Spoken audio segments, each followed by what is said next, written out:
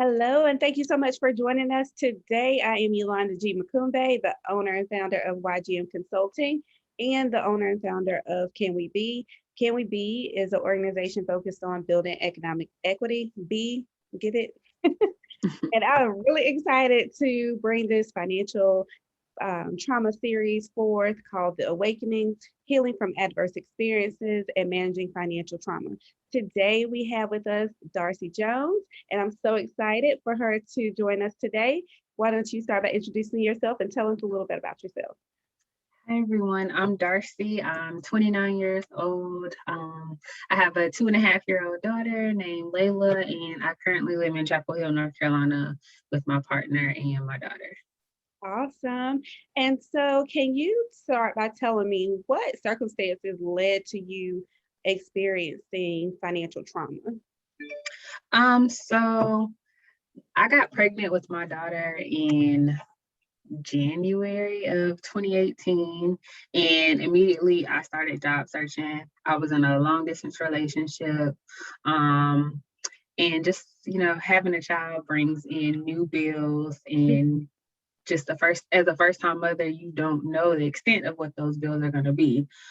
um and that caused a lot of financial trauma on me. I ended up taking a pay cut to be closer to my partner so that we could build this family for our child.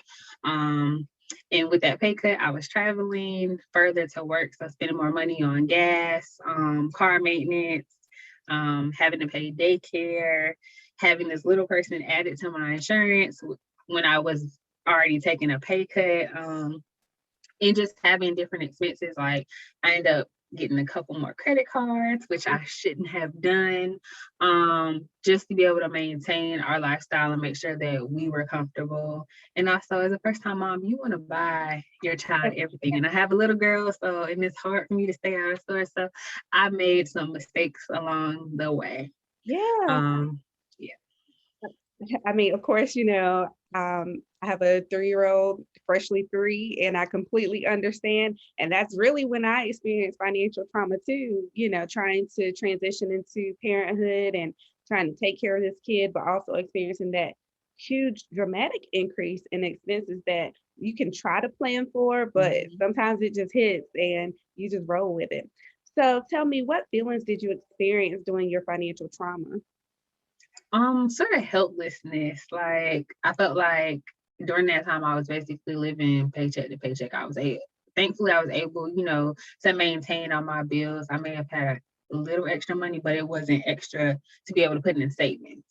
So I wasn't saving during that time. So if something was to happen, like I'd have to depend on my partner, or I have to, call home to mom. And as an adult with a child, you don't want to have to do that. So that's when reality set in, like something has to give, like something has to change.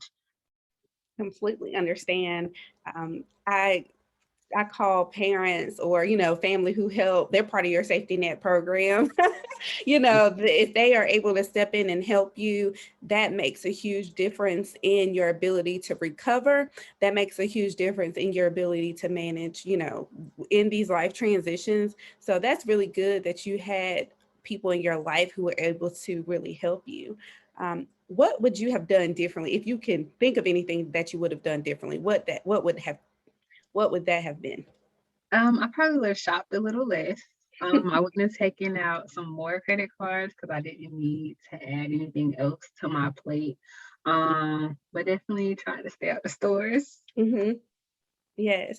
So this has been approximately 3 years. Um, what does your financial situation look like now? It's totally different. So I got a new job when my right after my daughter turned 1. So we were able to move, and my job comes with housing. So that was a perk. We were able not to pay rent anymore. So I was able to save a lot of money there. Our daycare did go up, but it kind of balanced out, and I'm able to actually save now because I make more money. We also don't pay rent or utilities. So my job has just been a blessing. That's Um, awesome. What actions were you able to take to regain control of your financial situation after you had experienced that financial trauma? I had to make a plan for myself and where I wanted to be. Like I first started by like just writing out my goals and like what I wanted to do. And that was paying off all my credit card debt and then working on building a savings so I could have a personal savings and so that I'm able to add into Layla's, which is my daughter, into her savings as well. And just like my long-term plans of home ownership and traveling and just financial freedom.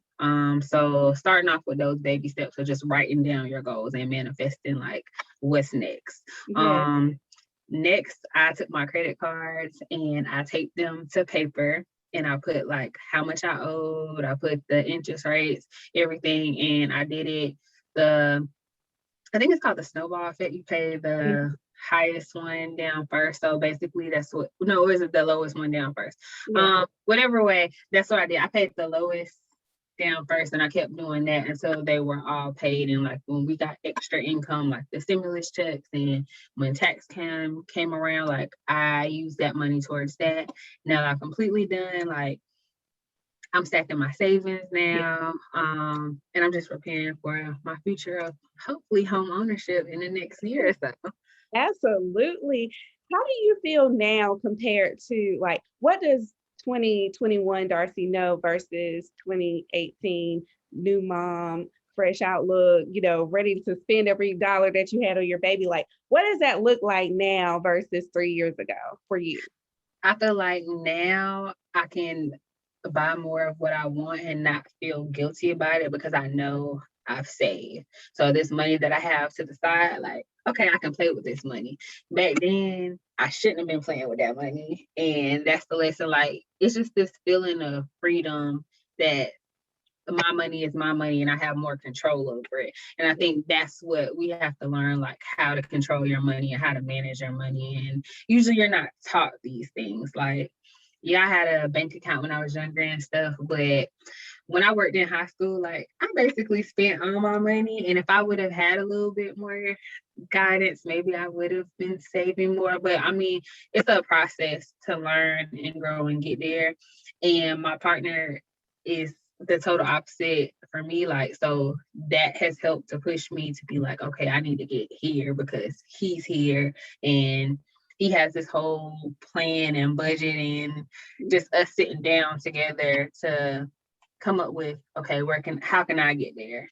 That has been a great help as well. Awesome. So, what advice would you give to somebody who may be experiencing financial trauma now? Let people help you. If Mhm. people are offering the help, accept the help. Make a plan, start small, like put your goals down, write them down, see where you want to be in the next 6 months to a year, and then make long-term goals. Like really start small. Like no goal is too small. Even if you say, I want to save this in the next 3 months, like do that, stick to that, and keep building upon that. I think it's just important not to just make too large of goals where like you can't see the end goal. That's why I say start off small. Read, it's a lot of free resources online where you can find budget templates and you can read about like what options work best for you. You can join free Facebook groups. You can contact a financial advisor, like anything to help you get to where you need to be. I joined a lot of Facebook groups, reading about how people were paying off their debts and stuff. Dave Ramsey is really popular, but I wasn't particularly, I don't think his approach with all his approaches just weren't for me, but yeah, just reading it as much as you can and learning what's going to work for you in your situation because everybody's situation is different. Did you find it hard to change your habits after experiencing financial trauma? Definitely. It's still a work in progress. And I mean, I've gone back and forth with, do I do the cash system? I've done that some weeks where I take out a certain amount of cash and I only use that versus using my debit card. And then I'm like, nah, it's easier for me to use my debit card. So, I mean, I've gone back and forth a couple times to find out like what really works best for my lifestyle. And it's not a one way thing. Like I said, everybody's lifestyle is different, but you have to find that balance, and how you can still control your money. It's different apps out here that can show you like where you're spending your money, such as Mint. The app I use is Fetch. You earn points for every receipt that you purchase, and I wasn't really using it to track what I was spending, but it helps me see like where my monies are going. But I use it because every time you shop, you get points towards gift cards, and so that's a cool app. I can send you my referral link. Absolutely. But just little things like saving money is big for me. So whenever I can use a coupon here or there, like that's what I'm doing. But yeah. So there are a lot of apps out there. I know it meant, like you said, I hadn't heard of Fetch, but I'm definitely going to use it now. I know there's You Need a Budget. There's one that's called Good Budget. There are so many different resources available, and it seems like you took advantage of as many as you could that would work with your financial situation, and it really helped you get past that financial trauma that you experienced. I am so grateful for you today for coming to speak with me. And is there anything else that you want to tell the people out there who are listening?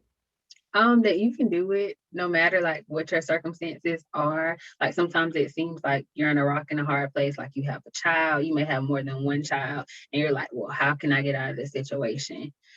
You have to grind, you have to figure out a way, but it can be done. For me, I had to keep job searching so I could find a job that was paying more. So that we could be comfortable but still be able to save as well. So even if that means finding a new job or taking on a second job, if you're able, and I know childcare can sometimes be an issue, just finding what works best for your life. But it can be done. I did it, and even though I have a partner, like I did not rely on him to help me. Like I did this on my own. So it can be done. Yes.